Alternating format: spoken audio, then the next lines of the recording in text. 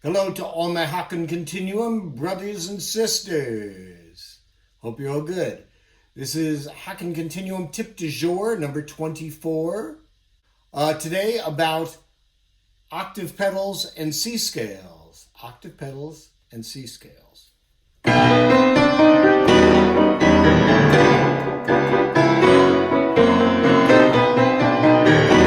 problem is all inside your foot, she said to me.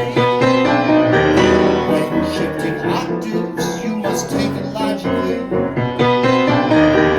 There's more than just one way, there's more than two or three. There must be 50 ways to play a C scale. 50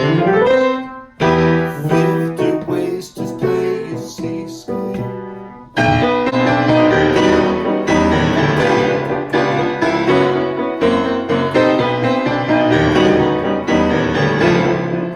Set your octave shift pedals to +1 octave, right? Let's start with 8 fingers. For the look ma, no thumbs crowd, let's do it with these 8 fingers to start off. But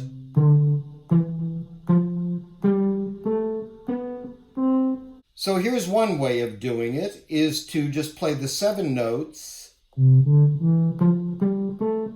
Stop there, hit the octave shift there. And then you got your pinky for the high Cs.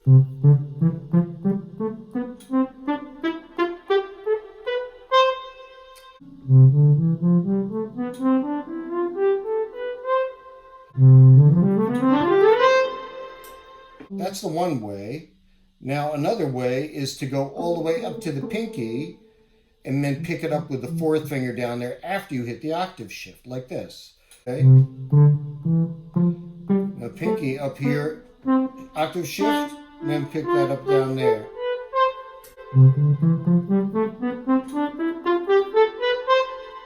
Okay, you want to use thumbs? Let's say put pinkies away and do that. Same deal.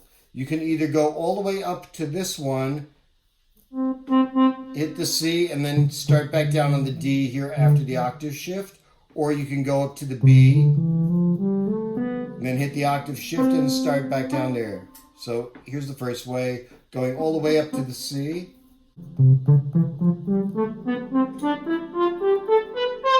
Here's going up just to B and then hitting the octave shift and going back down.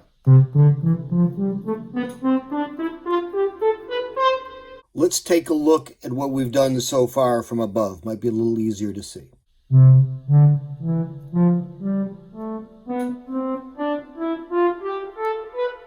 Or we can go all the way up to the pinky and then shift going back down to the D, as so.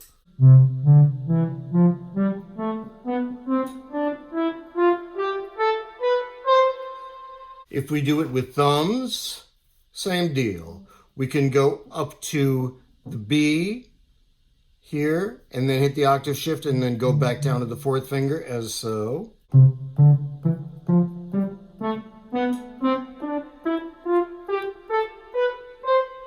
Or we can go up to the C and then go back down to the D.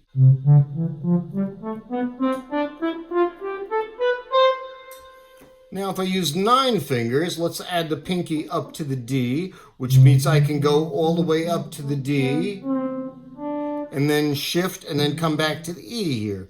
Let's take a look.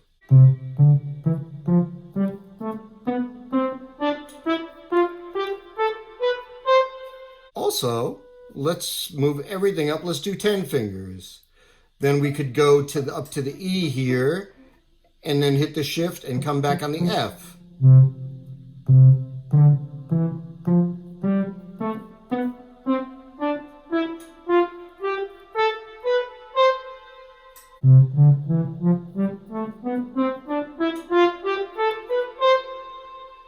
Now with the 8-finger pattern, it doesn't have to be 4 and 4. So let's say we do 3 down here.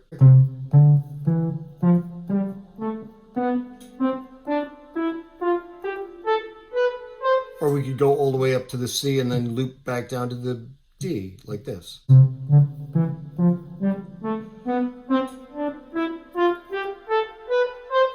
Any configuration, you can actually do it with 7, go over with that if you want to, you know.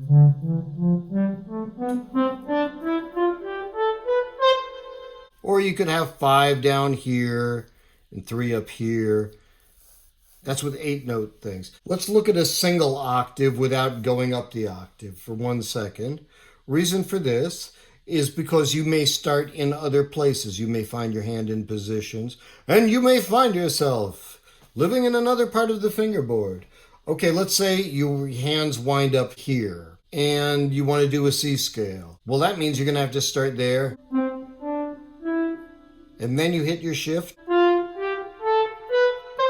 Let's say you're there.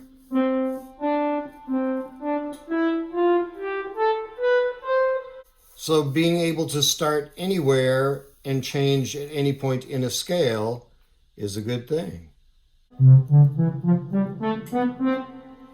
Okay, last, this is a really weird one. Put your left hand every 3 notes. So you got a C, an E, a G, a B.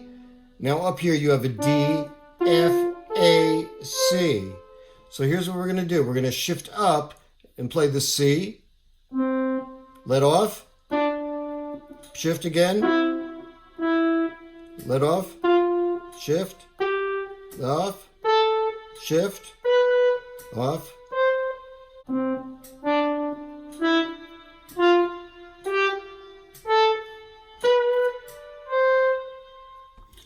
So I know you're probably thinking, why are you advocating all these crazy and awkward things?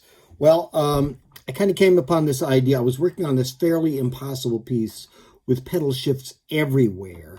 And I had to go through all these possible solutions, spend time figuring out what worked best in the short run, and whether it might be better in the long run if I spent time practicing it, or whether I was wasting my time.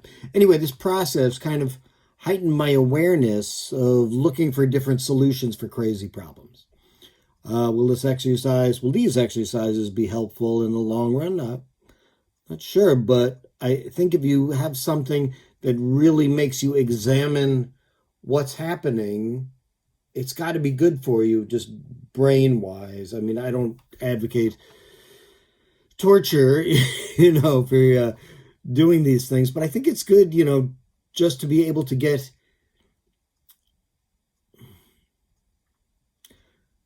will these exercises be helpful in the long run? I don't know, but I think it will be. If you have to stop and examine something, it's probably good for just continuum problem solving, which can actually really be fun. Kind of like musical tongue twisters for your foot. More yoga in the monitors, please. More yoga. Anyway, hope you enjoy it. Okay. Good night. Hi, just another quick note about why we're trying all these crazy fingerings when the easiest one will probably suffice. What I'm thinking about is 2 things. Number 1, if you can get out of any hole, then you can happily go into any hole knowing that you can get out. The second way of looking at it is HAKEN Continuum player as escape artist. You want to be able to escape from anything by not having to worry about what's going on, and you get used to pedaling as a escape option if there's any problems. To follow up on that, well, it's good for your brain. It's good for my brain. It can't hurt. Some of this stuff you really got to think about, and that's got to be good for you. That's my thinking. Okay.